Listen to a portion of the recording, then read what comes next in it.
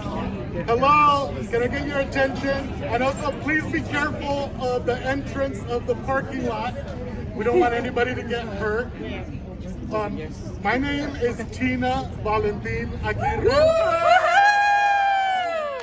Welcome. I am the Castro LGBTQ Cultural District Director. My pronouns are they, them. I accept all pronouns if you're nice. I couldn't be happier about today. We are very proud of the work that we're building on. So I want to first acknowledge a mural that was done by Serge Gay Jr.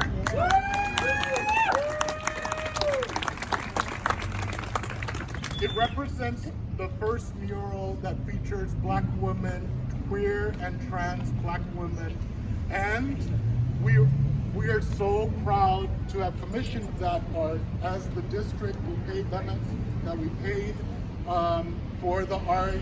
I provided the vision of what we wanted. We did a public call for names of people to be acknowledged. And then we followed the same process for the living lesbian legend. Yeah!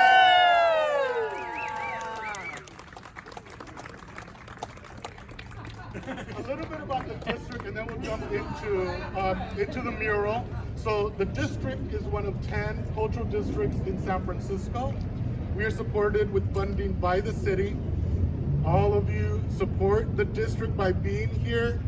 One of our main goals is to ensure that diversity that looks like us. It looks like lesbians and queer women. It looks like transgender individuals. It looks like LGBTQ people of color who have been here the whole goddamn time. Yeah! Of course, it also means gay white men, and we're happy that we're building on, thank you. We're happy that we're building on the concept that we are much more than just Harvey Milk. We really have been multitudes the whole time. And a key message that I want to share is Harvey Milk, the importance to us right now is coalition building.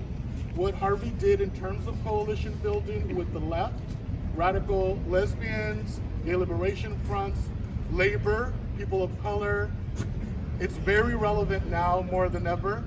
And that we need to make sure that when our coalitions are activated because of Trump and all of the cuts and the erasure, that we observe what we've already learned. There's no, for us to pretend that the wheel was not created would be stupid. There are so many mistakes that we learned from over the last 50 years. So if there's one key takeaway that I can share today, wherever you can, please share with people what you learn about coalition building. It is how we're gonna get through this next period. Okay, so now back to Living Lesbian Legends. So I want to share, this project started as a painting series that we commissioned Tanya to do for us. And following this, there's an art show that's at the SF LGBT Center where the original paintings are there in person as part of a show, a new show with photography. So the plan is, we're gonna be here, and we have a few speakers only, it's very short. We're gonna walk up to Castro and Market, where Friends of Harvey Milk Plaza has an art installation also centering lesbians, and I'm really happy about that. And then people can have a chance to eat, do whatever you want. If you're so inclined and you still have energy, please go to the SF LGBT Center and support Lesbian Visibility Week activities there. Yeah. On that front, I just want to acknowledge Franco Stevens is with us. Franco is one of the subjects, one of the fabulous Living Lesbian Legends. Give it up, give it up. And in case people don't know, Franco has done so much for queer and trans folks. The Danube magazine that later became Curve magazine, and now the Lesbian Visibility Week that happens throughout the world, but I'm really happy about what's happening here and on the East Coast especially. Franco, thank you for being here. Yay! Yay! So I next want to bring up, oh, actually before I move on, I want to share some specific names that you all need to know. So Tanya Wisharath.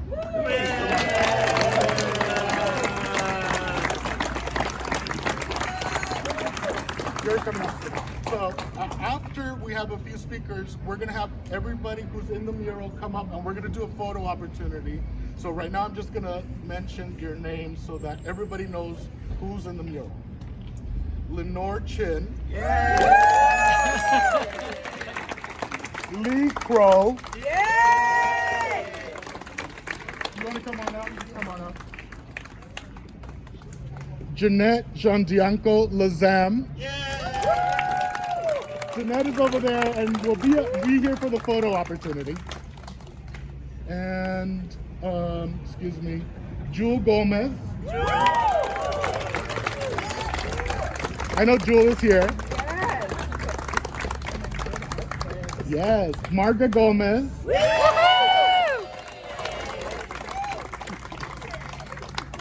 Olga Talamante. Yeah.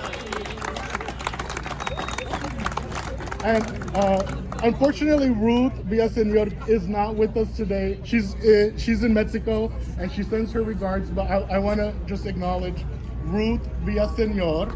Yeah. And Francis Peters.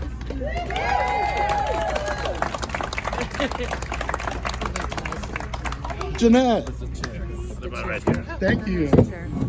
So what I can also share is the Castro LGBTQ Cultural District, we just put up on our website a bios page so that you can look at some information about all the historical movement building activities that each of these goddamn fabulous living lesbian legends has done.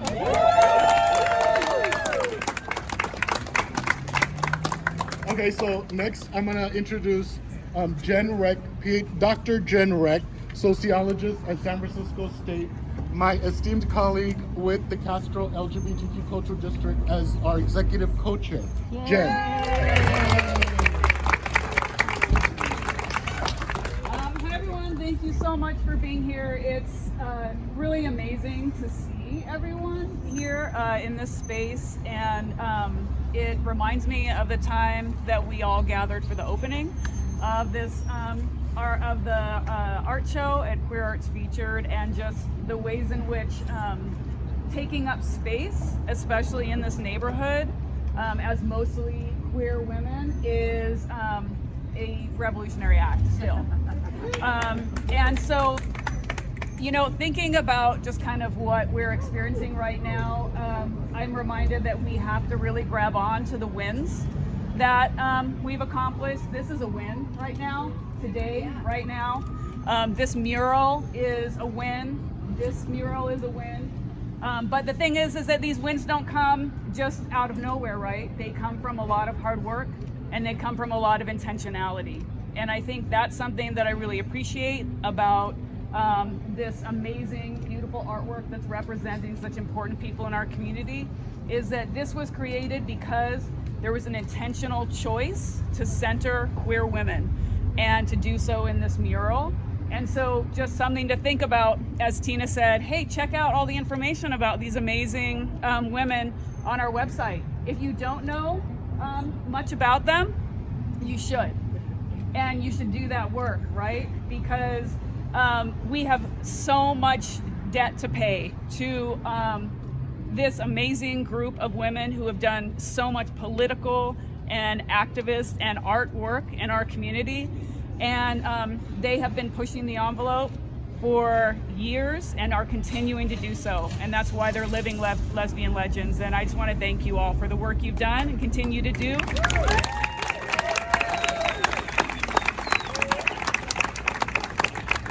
And thank you, Tanya, for creating such a beautiful piece. You're welcome. Yes. Yes. Thank you, Jen. I am happy to next introduce Senator Scott Wiener. Scott Wiener is representing us on the state level, and I'm really happy that you're here today. Thank you for being here. Thank you. Hi, everyone. First of all, thank you to the Cultural District. Let's hear it for the Cultural District.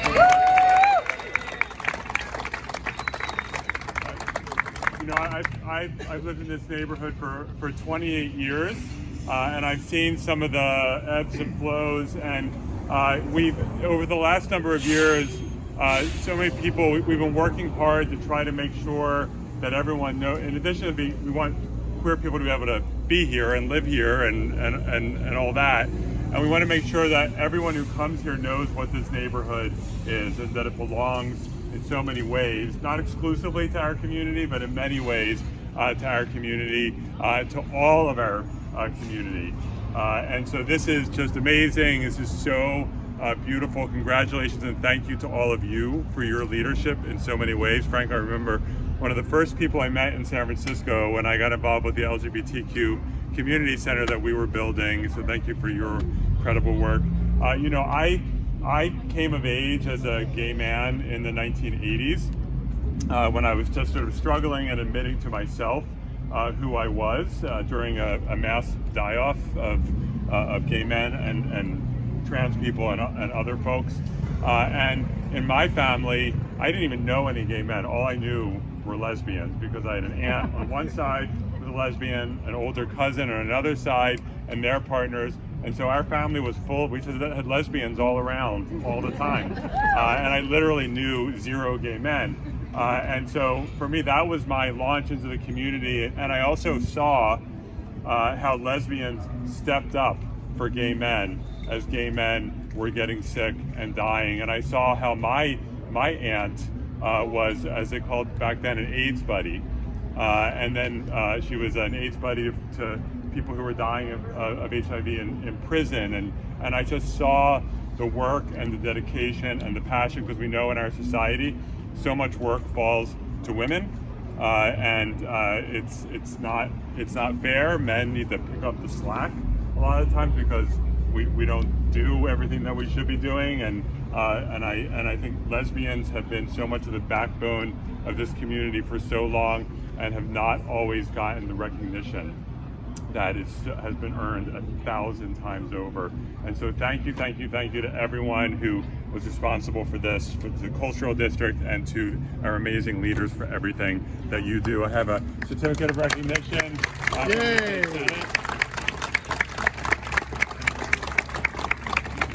Thank you. Thank you very much. Thank you. Yeah. Thank you. Next, I'd like to introduce a really fabulous artist who is definitely an important part of San Francisco and increasingly the Castro, Tanya Wisharat.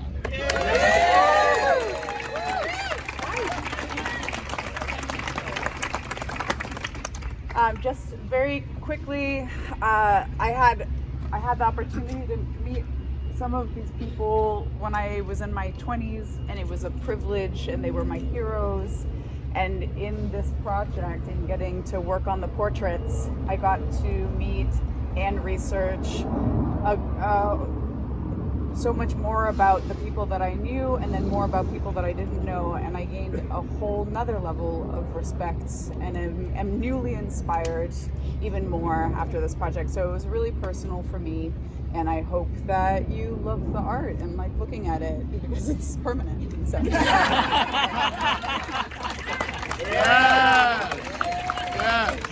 Thank you. I'm also using this opportunity to provide a check presentation to the goddamn Dyke March. Yeah! Come on up. So I need to go grab my big fake check. Why don't Rocket? So y'all, this is Rocket, who's also also an advisory board member for the Castro LGBTQ Cultural District and is the lead for the Dyke March. Can you share a little bit about what you're doing? And I'm gonna go grab the check. It's right there. It's my honor and privilege to be the interim project director for this year's Dyke March. Bringing it back from dormancy over the past 6 years has been challenging and really gratifying. It's so important to me personally to see the rally return, because I feel that it's critical that we have a stage to present Dyke art, culture, and music, and visions, our speeches, our power, and our activism from the stage. I feel that that's critical. We're in a massive fundraising campaign to be able to do just that. Your support would be amazing. And the cultural district support from the get-go has been steadfast. And I'm so grateful to work with these really wonderful people on the cultural district board. And thank you so much for this chat, Tina. Yes. Yay!